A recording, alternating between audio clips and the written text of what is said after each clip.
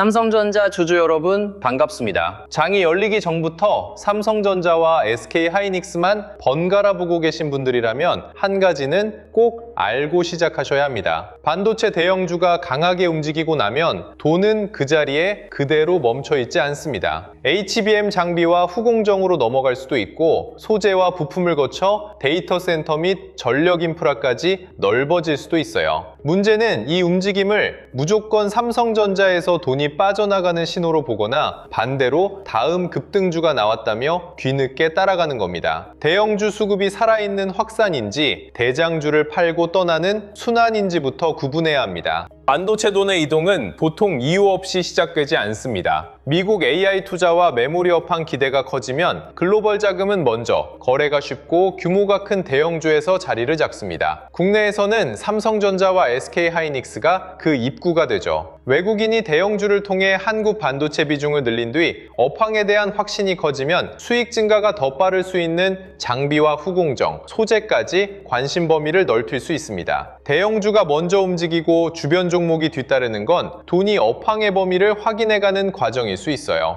그렇다고 소부장이 오르면 모두 건강한 확산이라는 뜻은 아닙니다. 삼성전자와 SK하이닉스에서 차익을 실현한 단기 자금이 작은 종목으로 옮겨가며 급등을 만들 수도 있거든요. 이때 대형주 외국인 수급과 거래 대금은 줄어드는데 장비주 몇 곳만 빠르게 튀는 모습이 나올 수 있습니다. 겉으로는 반도체 전체가 강해 보이지만 실제로는 대장주에서 나온 돈이 짧게 회전하는 장면인 거죠. 확산은 대형주의 돈이 남아있는 상태에서 주변으로 새 돈이 붙는 것이고, 이탈은 대형주의 돈이 빠진 자리를 주변 종목이 잠시 채우는 겁니다. 삼성전자와 SK하이닉스 사이의 순서부터 봐야 합니다. SK하이닉스가 HBM 기대에 먼저 반응하고 삼성전자가 범용 디램과 낸드, HBM 경쟁력 회복 기대를 따라갈 수 있어요. 반대로 삼성전자의 외국인과 기관이 집중되면서 SK하이닉스보다 상대적으로 강한 흐름이 만들어질 수도 있죠. 둘 중 어느 종목이 더 많이 올랐느냐보다 두 종목의 외국인 매수가 동시에 유지되는지가 중요합니다. 함께 돈이 들어오면 메모리 업황 전체를 사는 흐름에 가깝고 한쪽에서 빠져 다른 쪽으로만 몰리면 선별 매수나 내부 순환일 수 있습니다.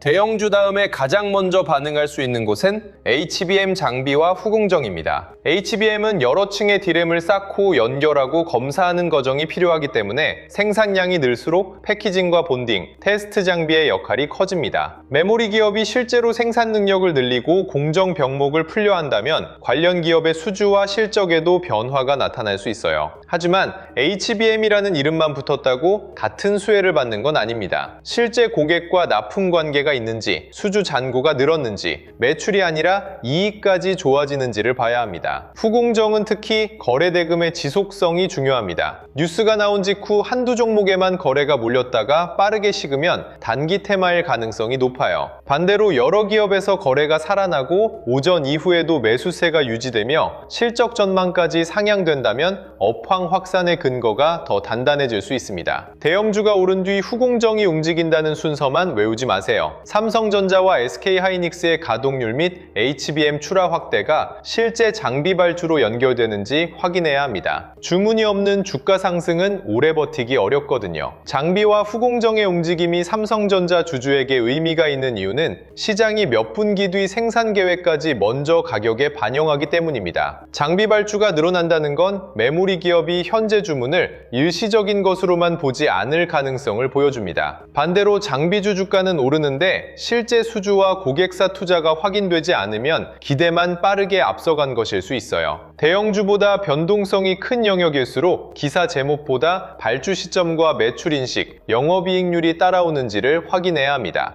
소재와 부품은 공장 가동률을 보여주는 또 다른 길목입니다. 웨이퍼 투입이 늘고 생산 라인이 바빠지면 공정에 반복적으로 들어가는 소재와 소모성 부품의 사용량도 늘 수 있습니다. 장비는 큰 발주가 특정 시기에 몰릴 수 있지만 소재와 부품은 생산이 이어지는 동안 반복 매출이 발생할 수 있죠. 그래서 진짜 업황 회복이라면 장비주 급등만 보이는 게 아니라 소재와 부품 기업의 실적에도 서서히 힘이 붙을 수 있어요. 다만 가격 경쟁과 고객사 단가 인하가 심하면 매출이 늘어도 마진이 남지 않을 수 있으니 이익률까지 확인해야 합니다. 돈이 전력기기와 데이터 센터까지 번진다면 반도체 한 종목의 재료보다 AI 인프라 전체를 보는 흐름일 수 있습니다. AI 칩과 메모리를 더 많이 설치하려면 서버를 놓을 공간과 전력 공급, 냉각 설비가 함께 필요하잖아요. 반도체 주문이 늘어도 전력과 데이터 센터 투자가 따라오지 않으면 AI 수요의 지속성에 의문이 생길 수 있습니다. 반대로 변압기와 전력망, 냉각과 데이터 센터 관련 기업까지 거래대금과 수주가 살아난다면 글로벌 자금이 AI 투자를 넓은 산업 흐름으로 평가하고 있다는 단서가 됩니다.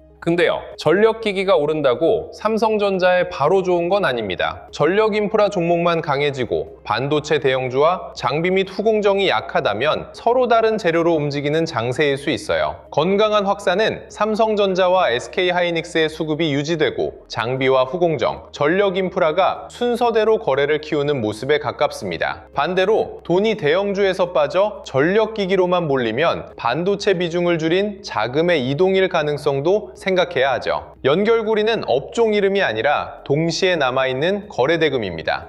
시작 전에는 미국 반도체와 환율을 먼저 확인해야 합니다. 필라델피아 반도체 지수와 마이크론이 종가까지 힘을 유지했는지, 엔비디아와 AI 관련 기업에 들어온 돈이 남았는지, 원달러 환율이 외국인에게 부담이 될 정도로 움직였는지를 봅니다. 미국 반도체가 강하다고 국내 소부장까지 자동으로 오르는 건 아니에요. 해외에서 만들어진 위험 선호가 국내 외국인 현물 및 선물로 넘어오고 삼성전자와 SK하이닉스의 실제 주문으로 붙어야 돈의 이동이 시작돼 바닥이 만들어집니다. 첫 30분에는 시초가보다 삼성전자와 SK하이닉스의 돈을 봅니다. 외국인이 두 종목 현물을 실제로 담는지, 코스피 200 선물에서도 같은 방향을 만드는지, 기관 프로그램이 힘을 보태는지를 확인하는 겁니다. 대형주가 강하게 출발했는데 외국인 현물과 선물이 동시에 빠지면 주변 종목으로의 확산을 기대하기보다 추격 위험부터 생각해야 해요. 반대로 가격이 잠시 흔들려도 외국인 매도가 둔화되고 거래대금이 붙는다면 오전에 업종 전체로 돈이 넓어질 여지가 생깁니다. 오전에는 대형주에서 소부장으로 돈이 넘어가는 순서를 확인합니다. 삼성전자와 SK하이닉스 거래대금이 유지되는 동안 HBM 장비와 후공정, 소재에서 거래가 살아나는지가 핵심이에요. 대형주를 팔지 않고 주변까지 새 매수가 붙으면 업황 재평가의 범위가 넓어지는 장면일 수 있습니다. 반대로 삼성전자 거래대금이 빠르게 줄고 외국인이 매도로 돌아선 뒤 소형 장비주만 튄다면 돈의 확산보다 단기 순환에 가깝습니다. 어느 종목이 많이 올랐느냐보다 돈이 추가됐는지 옮겨갔는지를 봐야 합니다. 수익권에 있는 삼성전자 보유자는 소부장이 급등한다고 대형주를 전부 팔고 갈아탈 필요가 없습니다. 대형주는 움직임이 상대적으로 느려 보여도 유동성과 외국인 수급, 업황 전체의 이익을 반영하는 중심 역할이 있거든요. 삼성전자 외국인 매수가 유지되고 거래대금이 종가까지 남는다면 기존 비중을 가져갈 근거가 됩니다. 주변 종목이 더 많이 오른다는 이유로 뒤늦게 옮겨가면 대형주 수익을 놓치고 소형주의 높은 변동성까지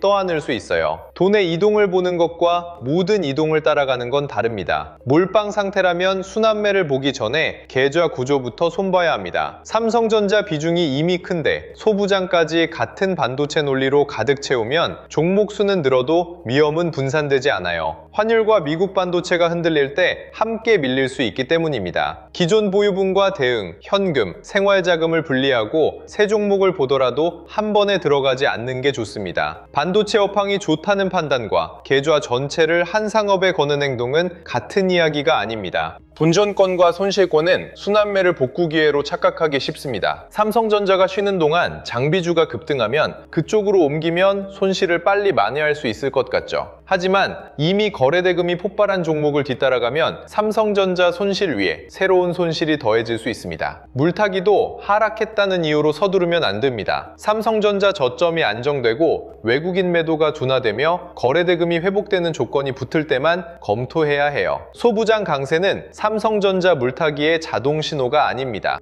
현금 대기자는 오히려 돈의 이동을 차분하게 볼 수 있습니다. 대형주가 먼저 움직였다고 놓쳤다고 생각하지 말고 삼성전자 및 SK하이닉스의 수급이 유지되는지, 후공정과 소재로 거래가 넓어지는지, 종가까지 돈이 남는지를 확인하면 됩니다. 업황 전체를 사는 흐름이라면 기회가 장 초반 한 번으로 끝날 이유가 없어요. 첫 급등을 잡는 것보다 대형주에서 주변으로 이어지는 두 번째 흐름을 확인한 뒤 나눠 접근하는 편이 낫습니다. 현금의 장점은 아무 종목이나 살 수 있다는 게 아니라 확인되지 않은 움직임을 기다릴 수 있다는 겁니다. 레버리지 계좌는 돈의 이동을 쫓아다니면 더 위험합니다. 삼성전자에서 손실을 본 뒤 장비주나 후공정으로 레버리지를 옮겨 한 번에 복구하려 하면 변동성이 훨씬 큰 종목에서 담보 여력이 흔들릴 수 있어요. 이 계좌에서 먼저 할 일은 추가 손실을 막고 비중을 줄여 현금을 회복하는 겁니다. 반등이 나올 때 레버리지를 확대하는 게 아니라 줄일 기회로 활용하고 생활자금과 투자자금을 분리해야 합니다. 주도주가 바뀌어도 위험한 계좌 구조가 그대로라면 결과는 달라지기 어렵습니다.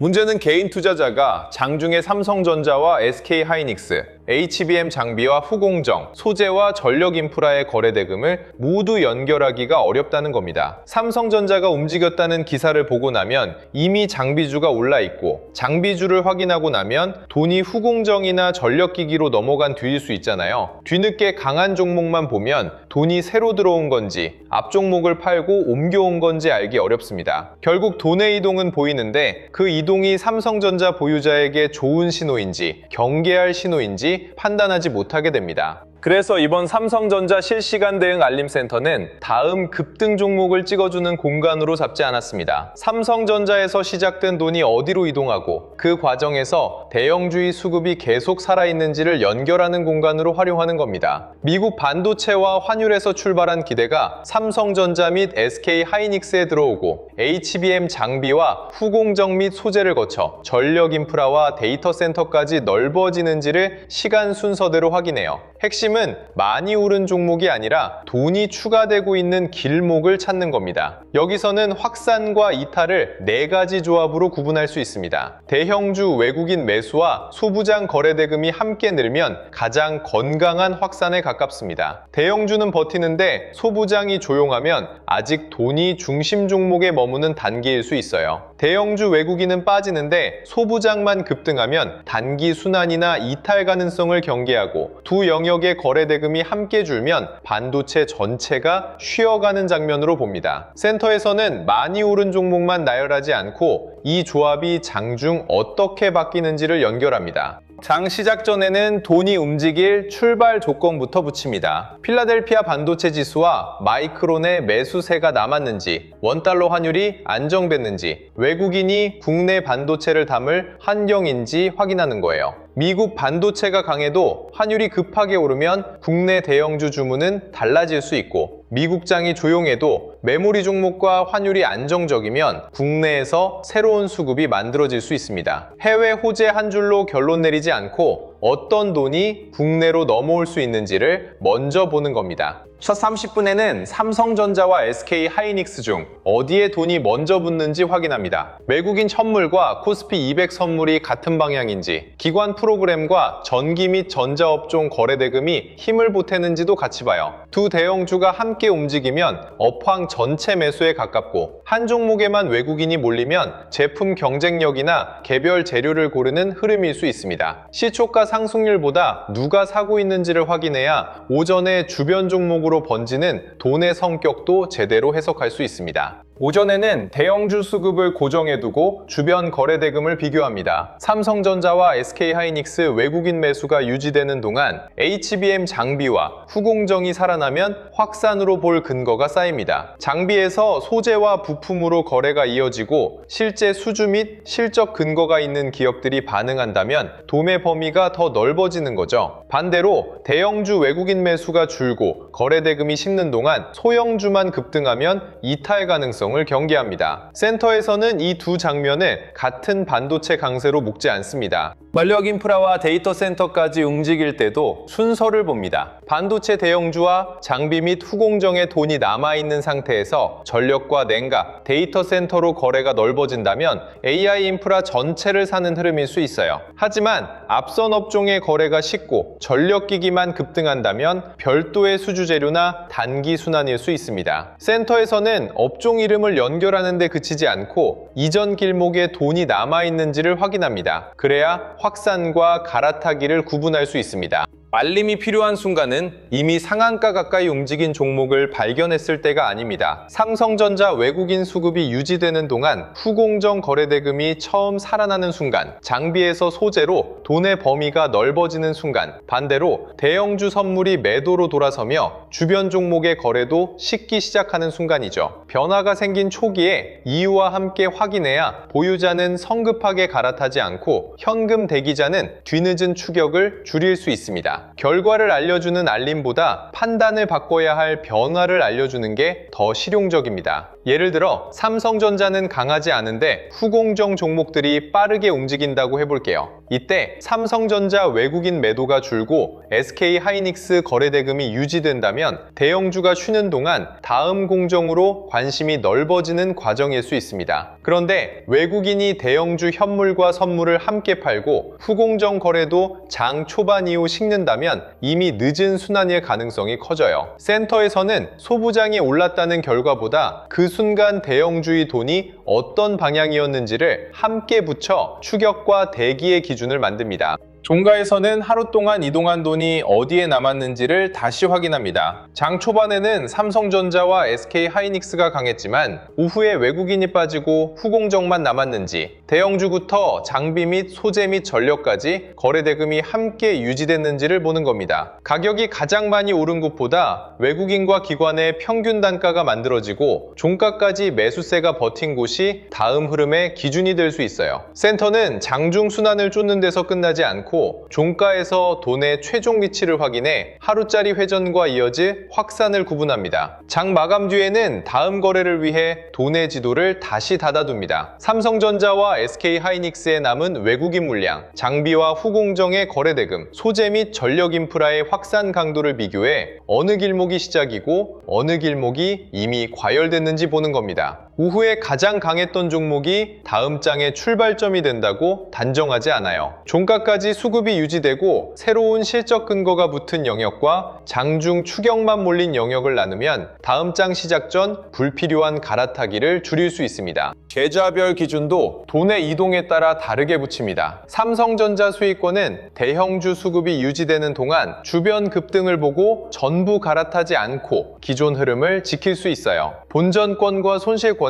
소부장 강세를 복구 기회로 쫓지 않고 삼성전자 저점 안정과 외국인 매도 둔화를 먼저 확인합니다. 현금 대기자는 첫 급등보다 돈이 두 번째 및 세 번째 길목으로 건강하게 확산되는지를 기다리고요. 같은 돈의 이동을 보더라도 보유 위치와 현금 비중에 따라 행동은 달라야 합니다. 레버리지 계좌에는 주도주 이동보다 위험 이동을 먼저 알립니다. 삼성전자에서 빠진 돈을 들고 변동성이 큰 장비주로 옮기면 수익 기회가 아니라 계좌 위험이 확대될 수 있어요. 외국인 선물이 약해지고 대형주 거래대금이 식을 때는 추가 손실을 막을 기준을 확인하고 반등과 순환매가 나올 때는 비중을 줄여 현금과 담보 여력을 회복하는 데 활용합니다. 돈이 어디로 가는지를 아는 것보다 내가 감당할 수 없는 자리로 따라가지 않는 게 레버리지 계좌에는 더 중요합니다. 삼성전자와 SK 하이닉스에서 시작된 돈이 HBM 장비 및 후공정 및 소재 및 전력 인프라 중 어디로 이동하는지, 그 움직임이 건강한 확산인지 대형주 이탈인지 혼자 확인하기 어려웠던 분들을 위해 영상 아래 더보기란에 삼성전자 실시간 대응 알림센터 공식 신청 페이지를 열어두었습니다. 장 시작 전에는 미국 반도체와 환율을 보고 첫 30분에는 대형주의 외국인 현물 및 선물을 확인하고 오전에는 소부장으로 거래대금이 확산되는지를 보시면 됩니다. 종가에는 돈이 최종적으로 어디에 남았는지까지 연결해 삼성전자 보유와 현금 대응의 기준으로 활용하는 겁니다. 삼성전자와 SK하이닉스가 움직인 뒤 돈이 장비와 후공정, 소재와 전력 인프라로 넘어가는 건 반도체 호황이 넓어지는 과정일 수 있습니다. 하지만 대형주 수급이 빠진 채 작은 종목만 급등한다면 같은 장면으로 보면 안 됩니다. 배당에 돈이 남아있는지, 새로운 거래 대금이 주변에 추가되는지, 실제 실적과 수주가 따라오는지를 확인해야 합니다. 삼성전자 주주에게 돈의 이동은 당장 갈아탈 종목을 찾는 일이 아니라 내 종목에 들어온 돈의 성격을 잇는 과정입니다. 장 시작 전에는 방향보다 순서를 준비하세요. 첫 30분에는 삼성전자와 SK하이닉스의 돈을 보고, 오전에는 장비 및 후공정으로 확산되는지 확인하고, 종가에는 대형주부터 AI 인프라까지 돈이 함께 남았는지를 보면 됩니다. 상승장인 날에는 가장 많이 오른 종목을 뒤늦게 쫓지 말고, 하락장인 날에는 순환매를 복구 기회로 착각해 레버리지를 늘리지 마세요. 돈의 이동을 따라가는 것보다 돈이 떠난 자리를 먼저 알아채는 사람이 계좌를 오래 지킬 수 있습니다. 다음 영상에서는 더 좋은 소식으로 찾아뵙겠습니다. 오늘도 시청해주셔서 감사합니다.